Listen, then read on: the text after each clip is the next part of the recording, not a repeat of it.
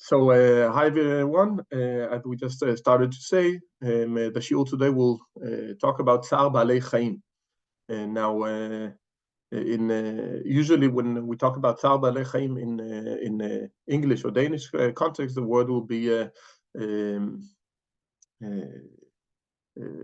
welfare, animal rights, or I don't know. And the wording in Hebrew is different. It's not about animal rights. It's about Tzaar Baalei Chaim. Tzaar is sorrow, when someone is very sorry or suffer. So it's about the suffering of animals, which is for it not about the rights of animals. It's about their the obligation we have towards them. In general, I would say that maybe that's the biggest difference between Judaism and classical religion. It's what they say. It is the same also in Islam and in many other religions, that we don't talk so much about rights. We talk about obligations, and that is a very different. Sometimes it's the same thing from a different angle, because you have, for example, the obligations of a state to its citizens. It's the same concept, but from a different perspective, talking about what is your responsibility toward the other, not to what are his rights that you can. And I don't say to say something wrong about rights. I think rights are important too, but it's important to remember this language, that we look more about what is our obligation, not fighting for our rights, but fighting for maybe the right of the others. That this is what we need to focus most of our energy as Jews, is what is our obligation? What can we do? What are we supposed to do? Not what am I allowed to do? No, it's you need to look after what is your mission, what is your purpose, what is where that you need to be proactive, or the opposite, where it's forbidden for you to do different things. So we come to the topic of Tzaar Baalei Chaim, which is a very old concept that we already talked about 2,000 years ago, which is quite impressive at a time that we wouldn't imagine talking about animal rights or things like that. When you go back to the times of the Romans, who used to do either people could be used as gladiators and for entertaining, and the same thing they did with animals too, right? All these things were used, and with no one felt that there's anything wrong using other people or other creatures for your entertaining, which is something the rabbis already talked about. Right? People who go to places where they use animals, these are these people you're not allowed to go near. Such people who do these things. So not only those who plan and organize, those who go to the theaters, to the places where animals are used for entertaining, that they fight each other and such. This is something that whoever goes to these places, these are people you're not supposed to go and be friends with. So you can see that this was part of the discussion and the ways they talked about it already in the Talmud time. But I want to try to do it according to to see a bit what the main sources we have from the Torah, from the Talmud, and the halachic scriptures, and until questions that will be relevant today. So I will start sharing. Yeah.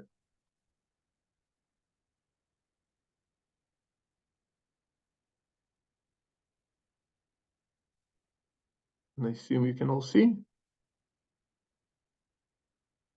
Good. And I want to see you. That's my goal, to see as many as possible from you while I'm good. So I will start from the very beginning. The question of us how we treat the nature and such go back to the creation, to Sefer Bereshit, and here we have the two main sources that are very similar to each other, that are the source of the permission for us to eat animals. You already seen them in the past, but we'll do a short summary. So it starts from Bereshit first. God said, "See, I give you every seed-bearing plant that is upon all the earth, and every tree that has seed-bearing fruit. They shall be yours for food. And to all the animals on land, to all the birds of the sky, and to everything that creeps on earth, in which there is the breath of life, I give all the green plants for food." And it was so. So we can see here a very clear, what doesn't show here? What is lacking from this sentence? Help me here. It's a question. They only mention plants, no animals. No animals, guys. They mention the animals. They mention animals actually as part of, just like us. Yeah. Just like we are allowed to eat all the grass, and we are given all the plants and the grass and things that grow to eat, the same to them. So interestingly, we even have a way of you can talk about animal rights, right? They have the right to eat, just like we do. So in this sentence, we are actually parallel to animals. Not only that we're not allowed to do the same thing about eating animals, we're actually similar to them. Yes, Benny? They don't really mention anything about fish, animals living in the sea. You're right. There are. It's very hard to talk about fish eating the plants of the trees, because it happens in the areas with no trees. So maybe that's part of it. But I would say in many ways that it's because of the relations we have with the earth that we dwell on, which fish are not part of. The birds and the land animals are. Yes, Dan? Yes, just see but not the state that we can eat animals. So we have same right. Yeah, so it doesn't say anything about the animals. So where does it change? We can see the first, between the two sources, the next source I'm going to bring, happens two different things that are very important regarding this. The one is the very first thing humankind does after they go out of Gan Eden. And what that?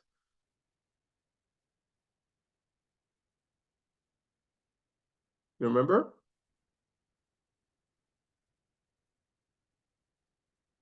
The first story of humankind.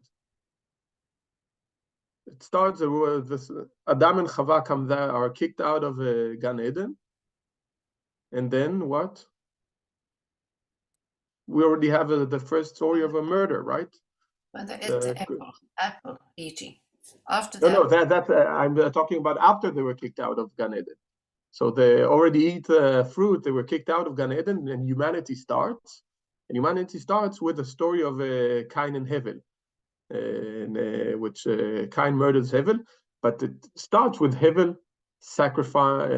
They both bring sacrifices. Hevel brings animals, and Cain brings fruits, vegetables. So we have. So you can see that even though you're not allowed to eat, Hevel started that sacrifice to God is legitimate. So there was an element of that was seen as allowed. But the biggest change is after the whole story of the Mabul, of Noah, the Ark, and such. When God gives up on humankind, and He said, I can see that the heart of humans is bad from when they were born, and that's why he makes a new covenant. And then he adds, you can see how it is very similar. First of all, it says "Pru vu milu et haaretz." It's the same word that is coming before, but I didn't bring all of it. And then in the covenant he does with Noach, it says every creature that lives should be yours to eat. Very clearly. So there's no doubt that it is a change. You can, if we didn't have this one, we could have argued that it was forgotten in the first part, or like just not mentioned because it wanted to say something else. But because it says clearly here that every creature that lives shall be yours to eat, then it's clear that it wasn't the same the first time, because now they mentioned it specifically. As with the green grasses, I give you all these. You must not, however, eat flesh with its lifeblood in it. Basar benafsho damo, which is the blood, what is seen as the soul. So this is maybe the difference, right? It says you're allowed to eat the animal, but you're not allowed to eat the animal's soul.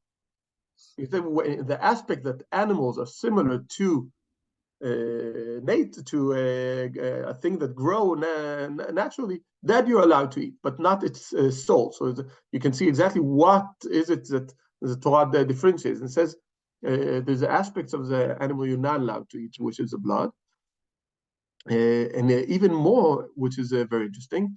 But for your own lifeblood, I will require a reckoning.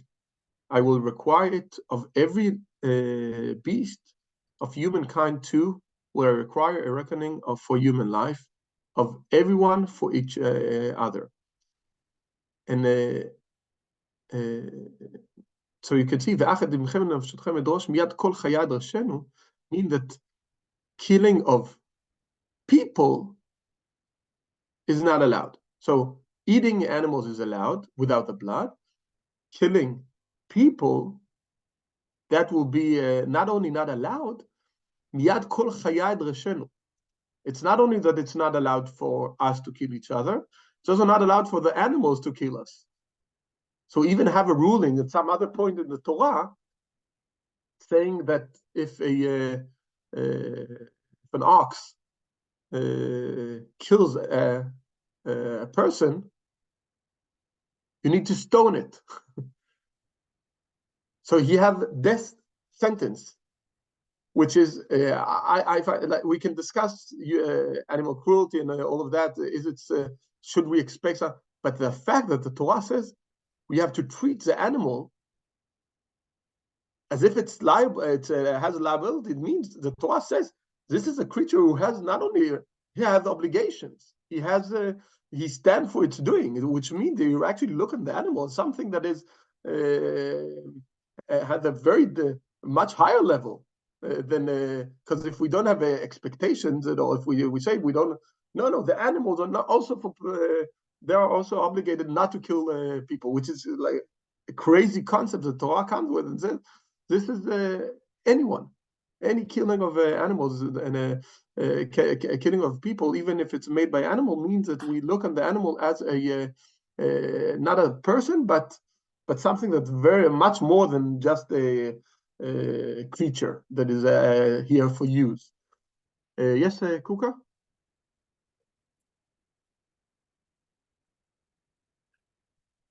If the hand, Yeah, so yes?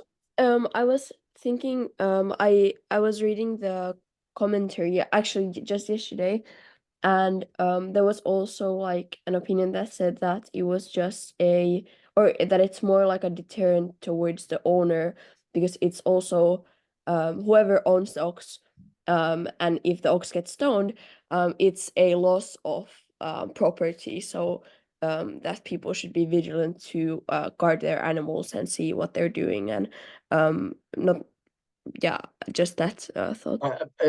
You are this was something that also was people are very difficult later to understand this ruling of stoning an animal. But I would say that the fact that it says stoning and not killing, which means you also use the criteria, because in the Torah there are differences between the level of of a sin.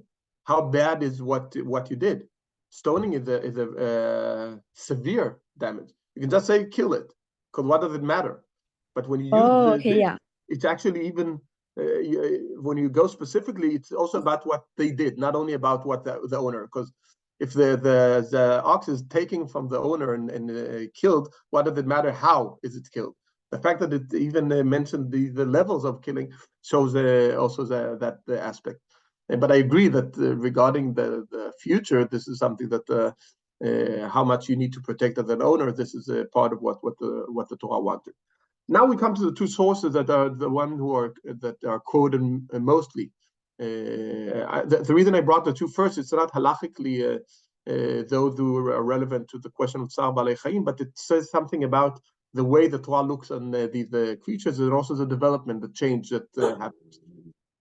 So when we come to, there are two sources, one from Dvarim and one from Shmot, from Exodus. So the one they come from those lists of rules that goes like from one to the other. The canon places in the Torah where you have like lots of rules. That's like we read a week and a half ago in Parshat Mishpatim. So one is this one from Parshat Mishpatim. If you see your enemy's donkey lying under its burden, and you are inclined to refrain from helping him, you shall surely help with him. Azov ta'azov imo.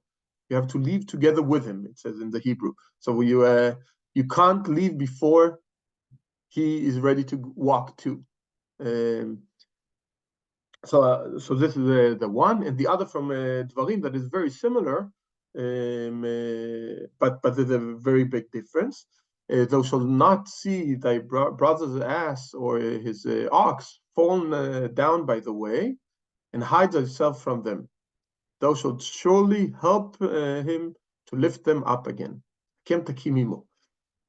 So it's very similar, the rule, with one great difference. What is the difference?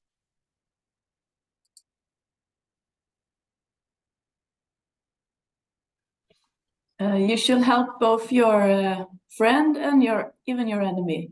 Yes, exactly. So Shmot is the enemy, and Dvarim says your brother, your friend, like your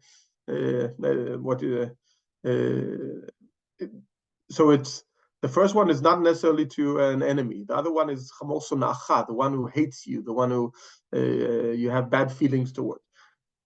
Now, I have to admit that if not the rabbis read these differently, I wouldn't be sure that the Torah here talks about animal rights, because it talks about how you treat your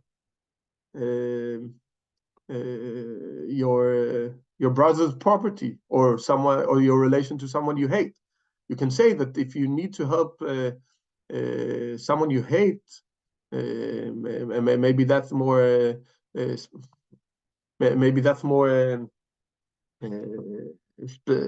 goes towards a question of Tzaar Balei Chaim, of that the animal shouldn't suffer, because it talks about how if you see him in a hard situation, you can't leave him alone, even though you hate him. It doesn't say that you have to help him economically in other things, that you have to help your enemy every time. So maybe here you can say that because it specifically says when you see this situation with your hater, sonacha, is someone who hates you.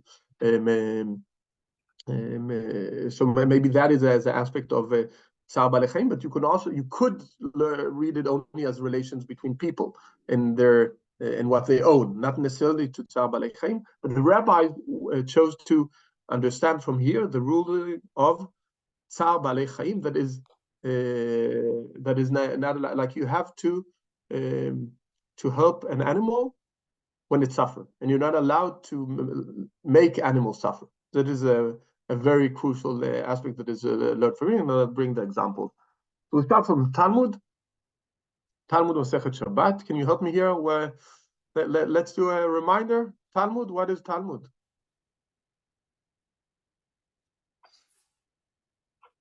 Should I ask someone, or just wait for someone to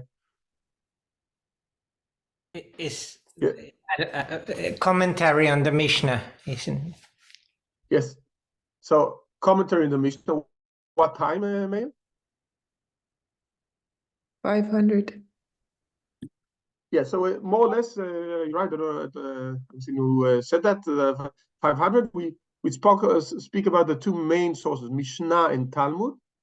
Mishnah and Gemara. The Mishnah is between the years more or less 0 to 200, 250. And the Talmud is from the 250 until 5, maybe a bit afterwards, 100. How many Talmud do we have? Two. Yes, we have Talmud Bavli and Talmud Yerushalmi. One from Israel and one from Babylon. We use mostly the Talmud Bavli. Historically, this was the one that was used much more everywhere. So this is the source from Talmud Bavli. I'll use this opportunity to say what is a very simple rule to see if a rabbi is from the Gemara, from the Talmud, or from Mishnah. How can we see the difference?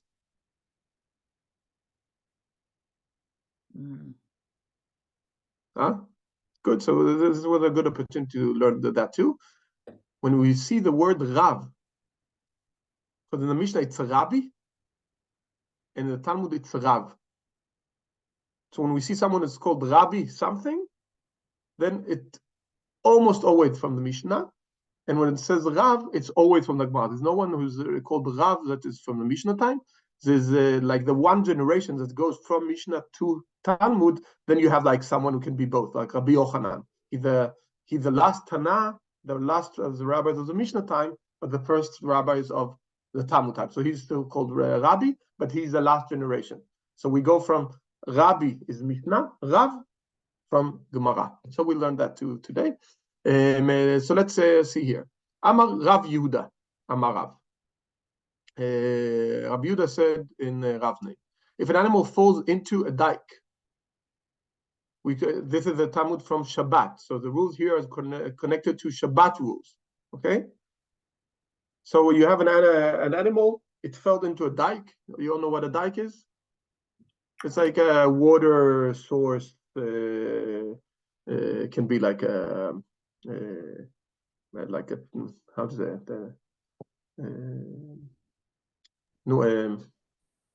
Tzinor mayim. How to say it in English? Some kind of a water flow or something that is in your, but it's a hole, so it's deep, and the water go through. If an animal falls into a dike, one brings pillows and beddings and places them under it. Okay, so and if it ascends, it ascends. Okay, so it's so you're supposed to bring these things that you, in principle you're not allowed to do on Shabbat. Not allowed to put these things in the water, both because they may be wet, but also from changing what they are, mevatel kli, what they are meant for. Like you're using to something else. It's called mevatel kli meichano. We are going to read about it then. So it's in principle it's not allowed.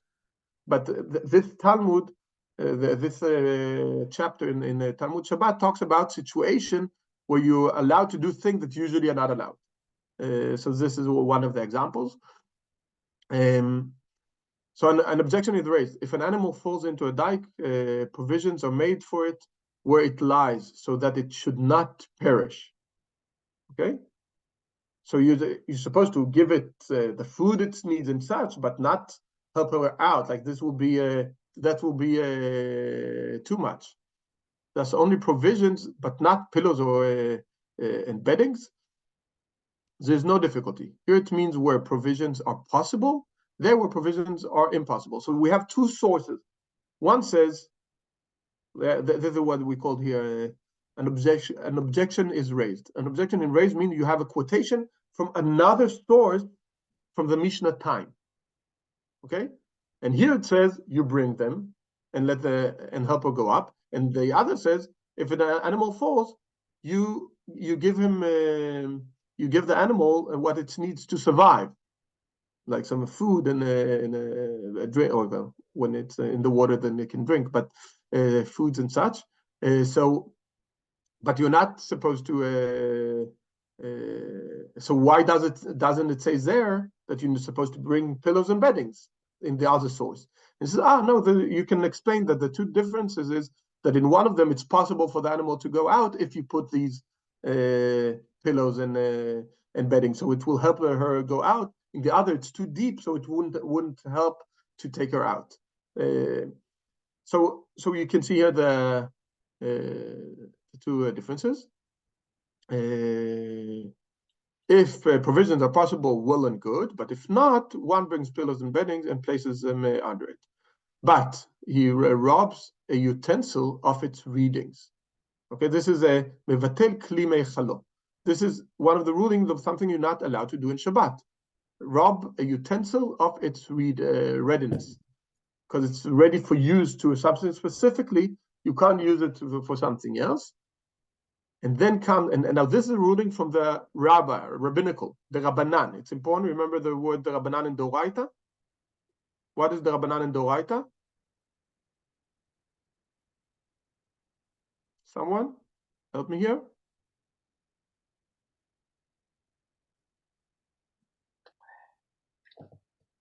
It's rabbinical and from the Torah.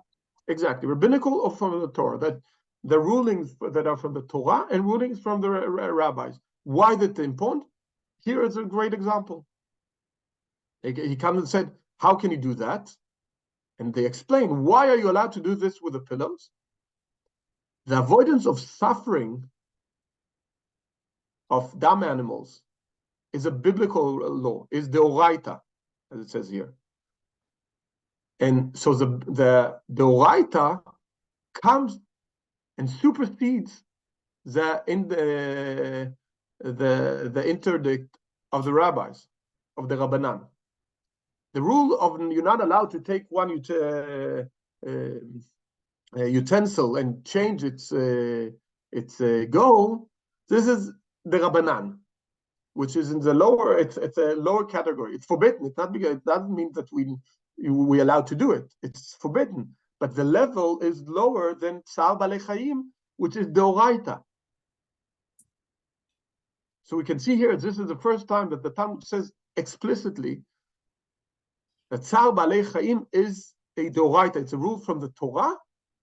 So this goes higher. You're allowed to do something that the rabbi said it's not allowed in order to do something that the Torah, to help an animal that suffers. So we can see here very clearly how Tzaar Balei Chaim is not only a question of a moral and value, it actually has it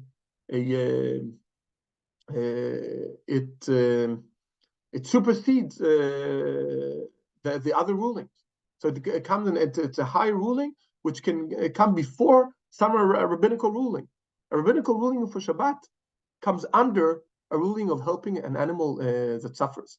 Okay, so it has a halachic, a law meaning that comes in the practicing. So this is something we need to take seriously. We can't leave. I will say it's Tzaar Balei Chaim to some hippies who would like animal rights. No, it has a legal standard in Jewish law, and it comes before other rulings. It's not only come on, why do you go and talk about animal rights? No, it's a very important rule that can go against a Shabbat ruling of the rabbis. It comes before. So this is one example, and the other example that I think is very important to remember, one of the greatest stories we have. Someone else want to read, so I will rest my throat.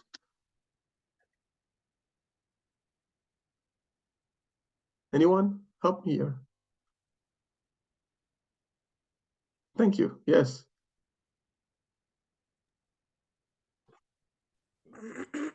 Sorry. But even so, the afflictions of Rabbi Elazar, son of Rabbi Shimon, were greater than those of Rabbi Yehuda Anasi. The reason is that whereas the afflictions of Rabbi Elazar son of Rabbi Okay, Shimon. you know what? Let's start from the story itself, and Okay. yes, those are Rabbi Yehuda Nasi. Okay. Those of Rabbi Yehuda Nasi came upon him due to an incident and left him due to another incident. The Gemara stated that Rabbi Yehuda Nasi's suffering came upon him due to an incident. What was? There was a certain calf that was being led to slaughter. The calf went and hung its head on the corner of Rabbi Yehuda Nasi's garment and was weeping. Rabbi Yehuda Nasi said to him, "Go as you were created for this purpose." It was said in heaven, since he was not compassionate toward the calf, let afflictions come upon him. The Gemara explains the statement, and left him due to another incident. One day, the maidservant of Rabbi Yehuda Nasi was sweeping his house. There were young weasels lying about, and she was in the process of sweeping them out. Rabbi Yehuda Nasi said to her, "Let them be as it is written, the Lord is good to all, and his mercies are over all his works." They said in heaven, since he was compassionate, we shall be compassionate on him, and he was relieved of his suffering. Okay, so here there was 3 years suffering of Rabbi Yehuda Nasi because of the way he talked about this calf. Now, he didn't say anything wrong, right? The calf came to him and he said, and Rabbi Yehuda Nasi said, go and be slaughtered because this is what you were created for. And this was seen as something so wrong that he got punished. He got punished with 3 years of toothache, which was a terrible suffering in the past. Like if you had toothache, you couldn't survive. Like really, some couldn't survive if you had a toothache. We all know today how when we have a serious toothache, how bad it is. But we have dentists who can do something about it. At that time, it really was nothing to do. And you could barely eat and such for 3 years. And all of that, according to Gemara, comes because of that incident, seeing a calf and not showing compassion. Again, he didn't do anything. He didn't actively made animals suffer. He wasn't cruel to animals. He didn't play with them, cut them. He only sent the calf to its back to its owner to slaughter it. He didn't do something to that we can when we look around about what people can do to animals and animal cruelty. Didn't do any of that. But that wasn't enough. Not showing compassion towards the calf, that was enough to sentence him to this suffering. So you can see a very, very high level of demand that the Talmud. This is a story from the Talmud. A high level of demand of taking care of animals and how we should treat the animals, and even more important, how we should not treat animals. So we have both a positive ruling of Shabbat, how we need to help the animal in a special situation, and the other situation of the negative, what we should not do to the animals. Both come here from another aspect where it comes to halakha, to ruling. I'm going to bring 2 different sources. We go now to Shulchan Aruch. Shulchan Aruch, who can help me here? What is Shulchan Aruch? Not Florian, someone else. Joseph Caro, Shulchan Aruch, the set table. Rabbi Yosef Caro, yes, a set table, Shulchan Aruch. What time? Where and what time he writes his work? Good question. It's we talk about Tzfat in the 16th century. Okay, so about 500 years ago, Shulchan Aruch is crucial because Shulchan Aruch, not only that as a book it's crucial, but it talks about it's a change of era in Judaism. We talk about the Rishonim and Achronim, the first rabbis and the late rabbis, the Achronim, the last rabbis. When we talk about Achronim, it's everyone from Shulchan Aruch and on. everyone who was after Shulchan Aruch is Achron. We talk is one of the laters, and everyone from before is the Rishonim. And the reason, because Shulchan Aruch changed the way we read, and so many of the books that were written after Shulchan Aruch wrote about Shulchan Aruch. So it became a point of that this is what we use as a start point, the Shulchan Aruch. So he changed the way, and that's why it's so important. So Rabbi Yosef Karo, Shulchan Aruch, and just as important, Rabbi Yosef Karo is the one who wrote the Mappa, right? So he wrote the Shulchan Aruch,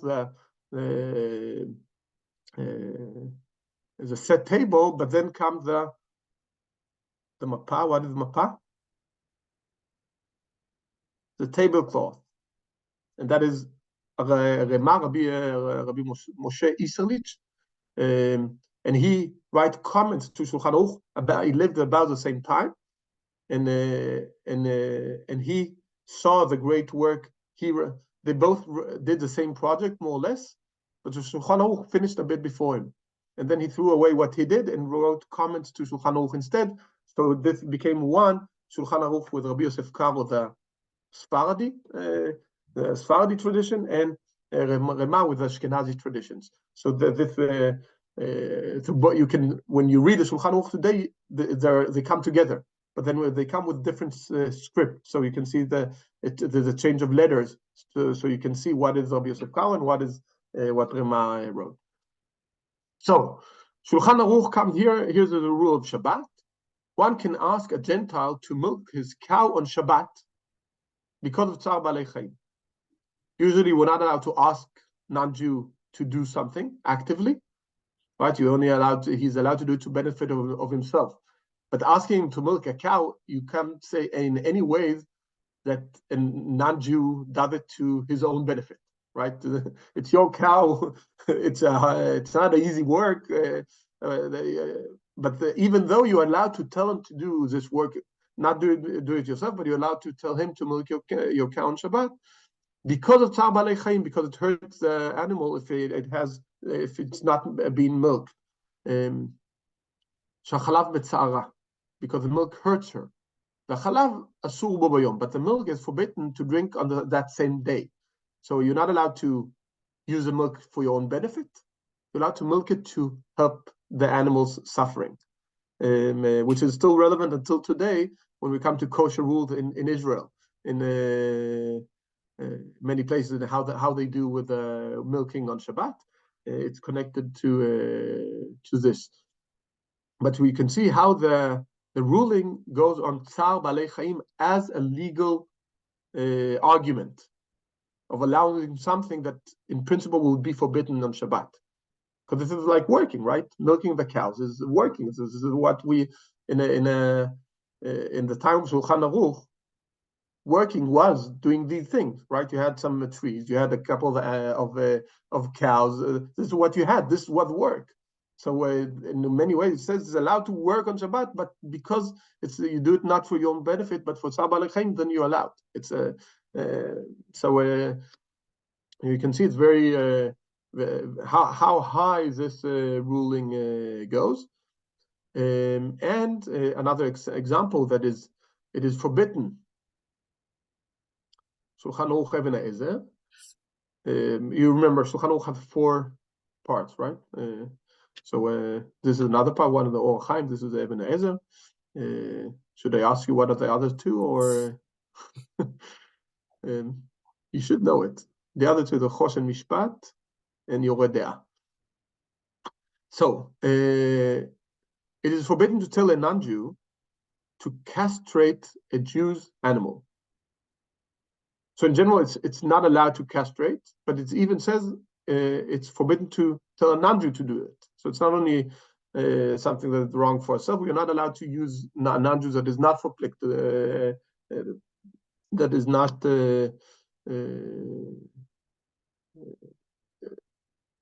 like he doesn't have the ruling, the halachic Jewish ruling of Tzaar Balei Chaim. You're not allowed to tell him to do that. First of all, you can see a rule here who's saying you're not allowed to castrate animals, because this is like ruining them. It's a huge thing in Israel, because in many places, this is asking something that is needed because of the way of modern life. It wasn't so when in the time of Shulchan Aruch, but today it's many times you do it also to protect the animals, and so it's but it goes directly against halakha.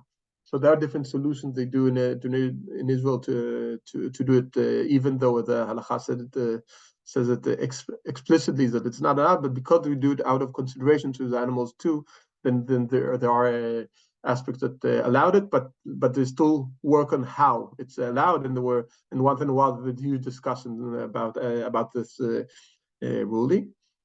And then comes Rema and says he comes with a this is the source. Anything needed for healing or other reasons, there's no prohibition of Tzaar Balei Chaim, causing pain to the animals. He quotes here, Isur Veter. It's a source from one of the Rishonim. Okay, so if it's needed for healing, I will say, for example, maybe medical, when you do today, how do you call it? When you do experiments on medical medicine that you do on an animal, that you do it for the sake of humankind. You do it to make it to save life, to make the life better. Then you're allowed to.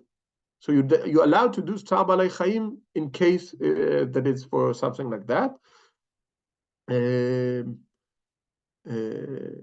then he comes with a conclusion. Therefore, it is permitted to pluck the feathers of wild geese, and there's no potential problem of Tzaar Balei Chaim. This is a quotation. Nevertheless, the world withholds from it because of its cruelty. So he finishes with saying, so in principle it's allowed, but we try to withhold from it because of its cruelty. So we can see, I would say the two rulings, but in principle you're allowed to use it if it's for the benefit of us. So not in any ways if it comes to harm or, but when you come to a question of if it's cruelty, you would try to avoid as much as you can. So we can see here the principle ruling of saying it is allowed if it's for our benefits, but it has to be for our benefit, like it has to be for something like that. But even then, we try to avoid when it comes to when you have aspects of cruelty. I want to bring another source that I think is beautiful from Rambam. Rambam comes here not in his halachic book, but in his guide for the perplexed, with the principle of the way the Torah, the philosophy of Judaism. And he brings an example of the ruling that you're not allowed to slaughter an animal and its son in the same day, b'yom echad. It is also prohibited to kill an animal with its young on the same day, in order that people should be restrained and prevented from killing the two together in such a manner that the young is slain in the sight of the mother. For the pain of the animals, this is the explanation of Rambam, for the pain of the animals under such circumstances is very great. There's no difference in this case between the pain of a man and the pain of other living beings, since the love and tenderness of the mother for young ones is not produced by reasoning, but by imagination, and this faculty exists not only in man, but in most living beings. So it's where it says man, it should just say a human. And it comes and he explicitly say Rambam, this is so, says there's no difference between the feeling of a human mother to an animal mother. It's quite amazing, like, to come and say that in such a manner. It says the connection between the mother and its and its child, it's the same between animals and humans. We have another ruling in the Torah, for example. It says that you're only allowed to take the animal from its mother in the 8th day. So 7 days he will stay with its mother, and then only take in the 8th day. Similar, the same day of the Brit Milah. Interestingly, this connection that 7 days you stay with mother, and then comes the Brit Milah, or it's allowed to be taken. Yes, Florian? Is there not as well a story about the bird's nest that Rishon? Yes, of course. There are many other. I didn't bring all of them, but of course the bird's nest comes with the same aspect of the feeling of the mother, that if you take eggs or children from a nest, then you have to send away the mother first, and only then take it, because she shouldn't see when you take her children. So taking care of her feelings is a ruling that kind of starts from the Torah. Of course, you're right. So we have that ruling too, and many other ruling. But among other things, for example, we have a ruling that you were not allowed to suck. This is an example of a mother and son, or a father and son with the slaughtering. But we also know when in the rule of slaughtering, you're not allowed to slaughter one animal in front of another. You're not the cows are not allowed to see each other being slaughtered. And I talked to the greatest expert on animal suffering in the world, Temple Grandin, and I suggest all of you to watch the film that was made about her.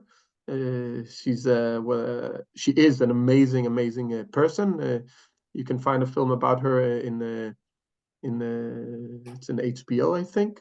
It was a TV movie made about her story. It's a great movie, so first of all, you will enjoy it. She was both. She is still the biggest, the expert in the whole world in animal suffering. But she's also the first person who has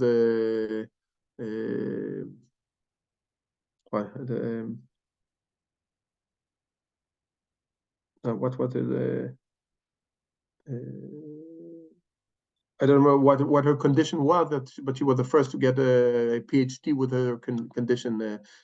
So it was she had an amazing personal story. I really suggest all of you to see that.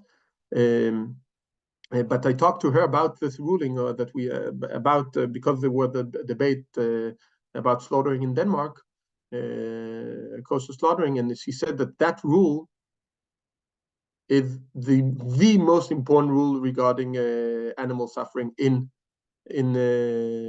slaughtering, because the amount of distress that comes of seeing each other, this is the highest. Like out of all if there was one thing that needs to be done to change the way you slaughter, this is this ruling. So whenever anyone comes and say something about Jewish slaughtering as problematic regarding animal suffer, she told us that ruling is much more important than any other rule that exists in slaughtering. So and she's the greatest expert in the world. Okay.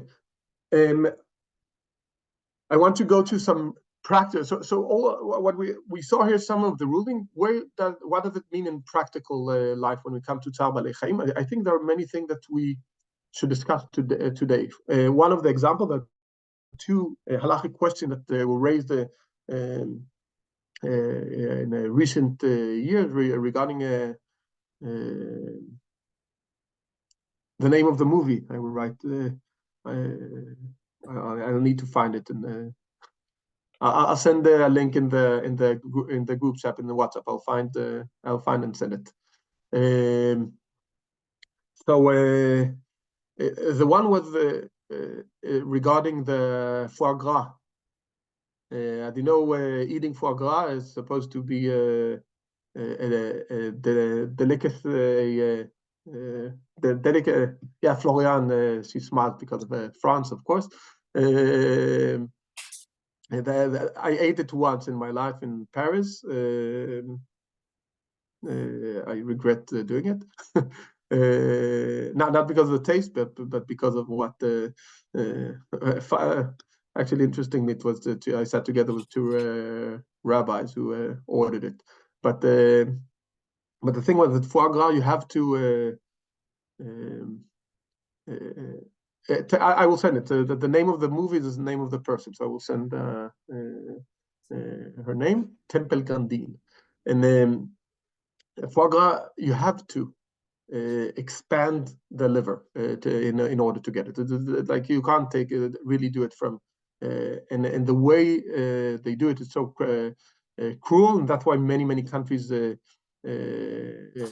made it forbidden to do that. I think in Europe there's only one country that allows it. You can all guess which one it is, right? Two countries? Okay, help me here. Hungary and France. France is still allowing it? I thought it was forbidden in France. No, It's they wouldn't. everywhere in France, so. No, but the force feeding. Yeah, they're allowed to force feed. I think they import it. I think they do it in Hungary and not in France. So they eat it, but they import it, which is where when the ruling against slaughtering in Denmark came, I laughed about it because I said it's very interesting that you say that it depended on our that we are able to import it from somewhere else, which is stupid. So you only take care of Danish cows, but you don't get. If you say that it's animal suffering, then it should be illegal to import it, not only to illegal to do it here, because it's the same animal suffers if it's here or somewhere else. But I don't know what the status in France. So I remember that it's only Hungary that allows it. Surprisingly, that country doesn't care so much about animal rights or cruelty to animals. But so that is one, and the rabbis can say that Moshe Feinstein was asked about it, and like the greatest rabbis in the last 100 years, they discussed it and said that this is not allowed. Like even though it's for the benefit of people, you're not allowed to do it because the level of cruelty is so high. And the same is regarding the practice of well, I don't know what the name in English. It's the name in Hebrew. It's called Egel Chalav. There was a way to treat when a calf was born, to close it in a very small area, and that way it doesn't move, so the muscles don't. And they feed it a lot, so it the meat should be much more how do you say it, soft and such. So there's a method. Yeah, but I'm not sure what the name. In Hebrew it says it's called the Egel Chalav. I'm not sure what the wording in English. But this was also discussed, and Rav Moshe Feinstein said it's forbidden. So it's not kosher to do that to a calf. It's also, again, something that's forbidden in many countries because of the level of cruelty, but it's also halachically forbidden. Then, of course, if it's halachically forbidden to do it, it's also forbidden to eat it. Because then we part of the problem when we accept it. I would say, Dan, you have a question? No, yeah, just want to add like about the question about the foie gras in French is they're changing the method, so don't forcing the animals anymore. So they changed how they're producing. They're putting a fence between two group of animals, and then force them to eat as a competing. So they're making another system that they like competing to eat. They moving and they enjoy so much. Yeah, so they change it, and then you can also buy actually kosher foie gras today. But this is exactly what I want to say. There are things that are kosher that are not kosher. because some of the rabbinical organization, for example, will give kosher status to a place, and they will only look on the questions of isur veheter, of the, like, only the questions of the blood, the way they slaughter and such, but they won't look on the question of Tzaar Baalei Chaim. And what I'm saying here is actually very important, that not all kosher meat is kosher. Because if you, for example, here, I would, for example, I don't eat, when it comes to something more, I became vegetarian, so it's not a very big, but for example, when it comes to milk, all the milk is kosher. But in Israel, they became the world champions of milking the cow so much that some of the places milk cows 5 times a day. That is not kosher. The animals suffered so much. So yes, it's not. They don't do any wrong rules regarding the isur veheter regarding the technical aspects of, but they are doing something that is forbidden from the Tzaar Baalei Chaim aspect. So it's not kosher. And I'm angry that the Rabbanut gives kosher stamp, because then you come say that this is allowed, this is fine, this is kosher. No, it's not kosher if you do wrong things. This can regard milk, and definitely regarding eggs.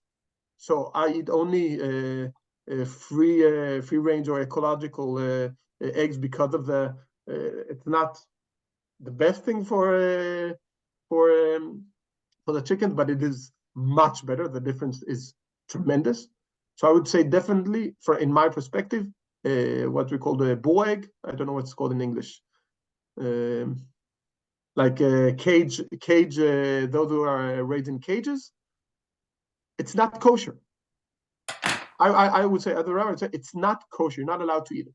Now, we do have a problem, because does it mean that you're not allowed?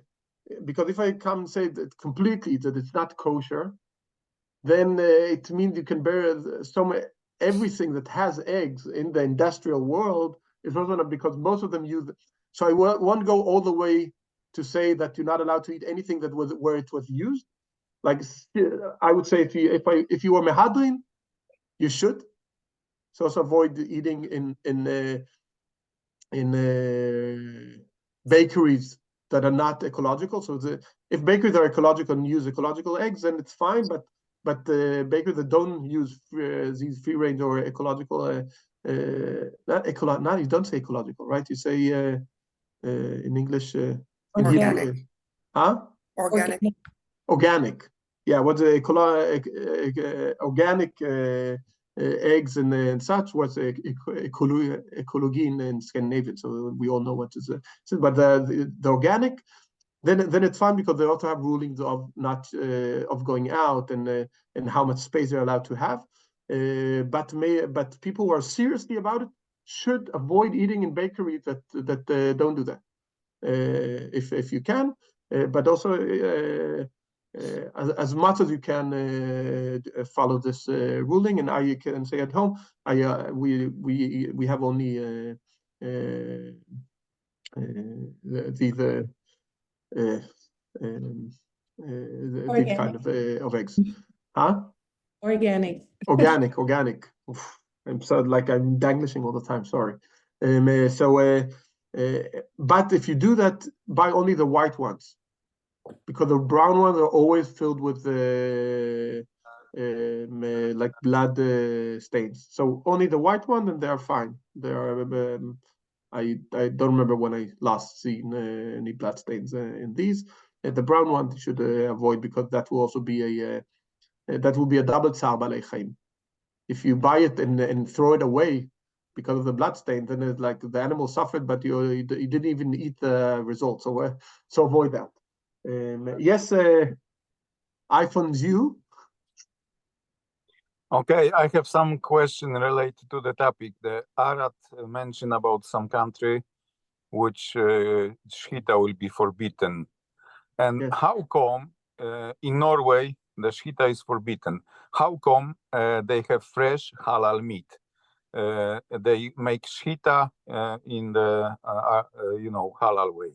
It's very, very, very simple. But first of all, it's a question of politics, and both in Norway and in Sweden, it goes very, very long back.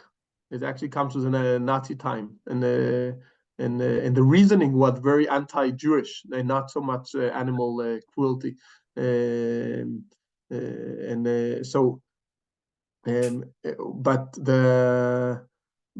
the main thing that it's used today, the question of the method of pre-slaughter stunning. This is the main question relevant, and Muslims are much more lenient to. If there's a problem, they're allowed to change the rules. The halakha, the Muslim halakha, Sharia, is much more flexible than Jewish. So, for example, with eating, if you are not allowed or can't, then you're allowed to something else. While in Jewish way of it won't be, then you have to eat something else.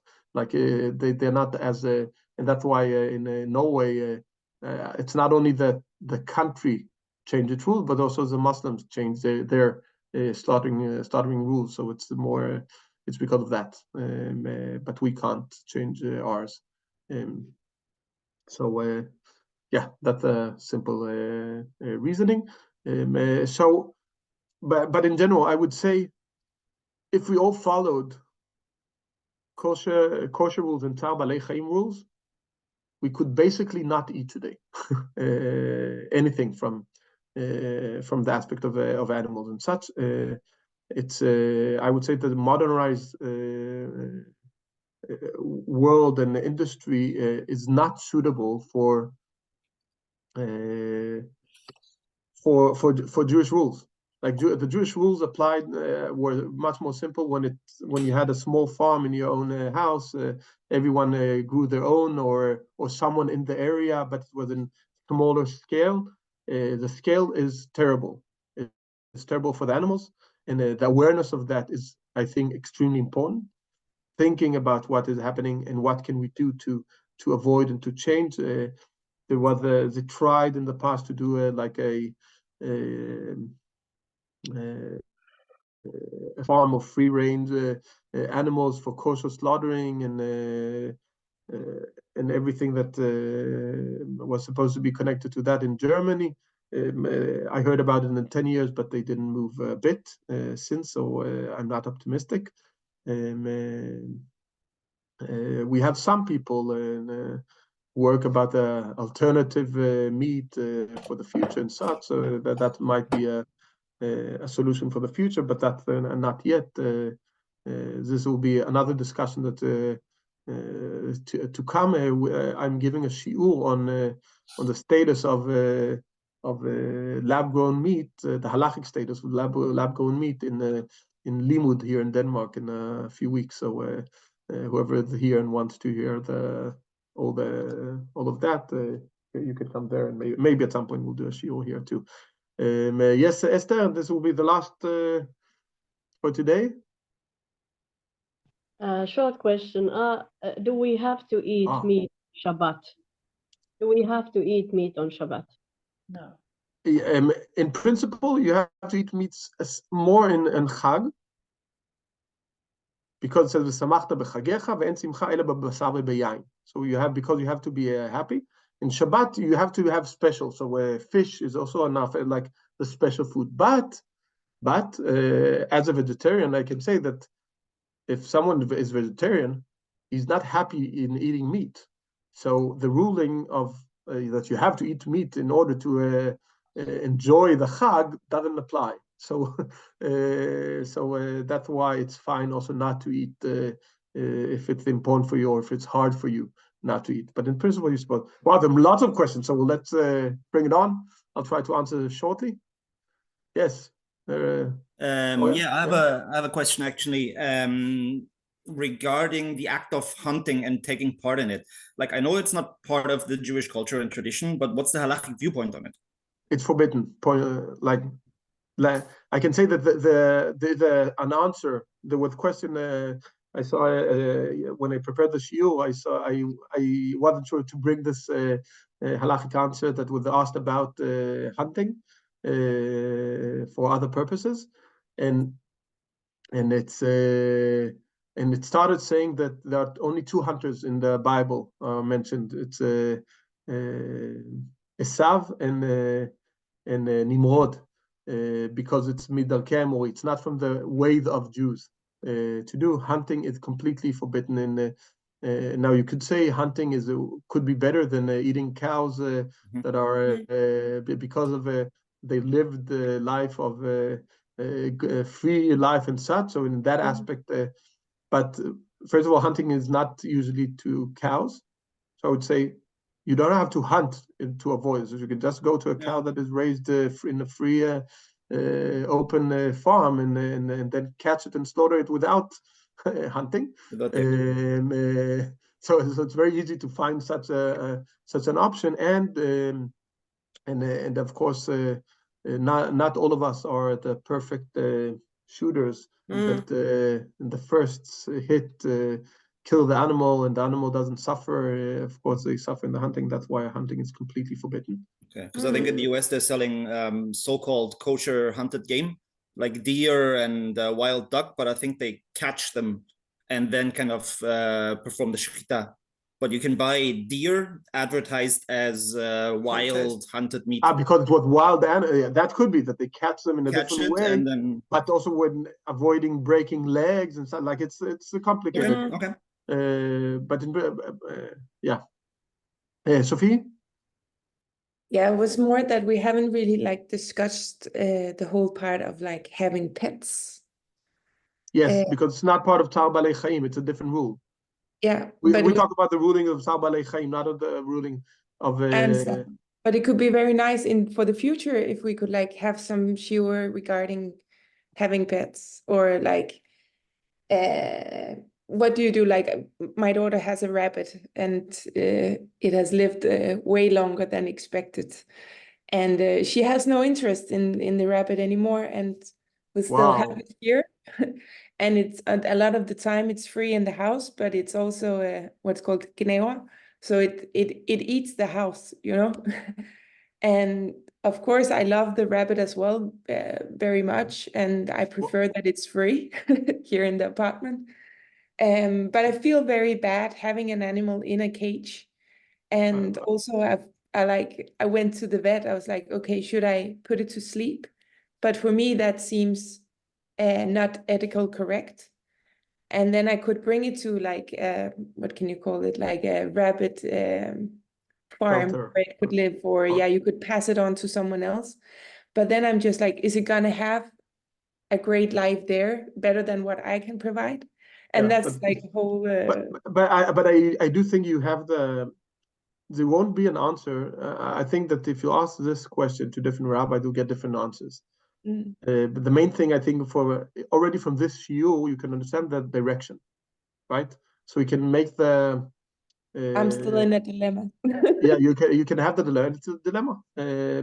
Should it be some animals can be freed? Some animals should be. You can send them to such a farm or a place, and then maybe also finance them and help them to do that for other animals to save them. Yeah, it's and maybe next time think about before you buy one. I didn't buy it. My mom came with it, and now it ended up here. So. Yes, Daniel. Last question. Yes, I'm writing a bachelor thesis about the Jewish inmates in the Norwegian prison who are not allowed to eat kosher meat. So when you talked about the obligation to eat meat, I want to ask you if you can send the source where it says that on holidays. So you have used it. Don't worry. You can. I remember you have. I already used it. Yeah, of course. Okay. It doesn't but then help. only for my study religion, so I have to, in a way. Yeah. But it's very easy to find. It's yeah. Okay. Yeah. I can try to find and send something about it. Okay, good. So Shavua Tov, everyone. It was very nice seeing you today, and Thank all you the very best. much. Shavua Tov. Thank you. Shavua Tov. Thank you so much. Thank you very much. Shavua Tov.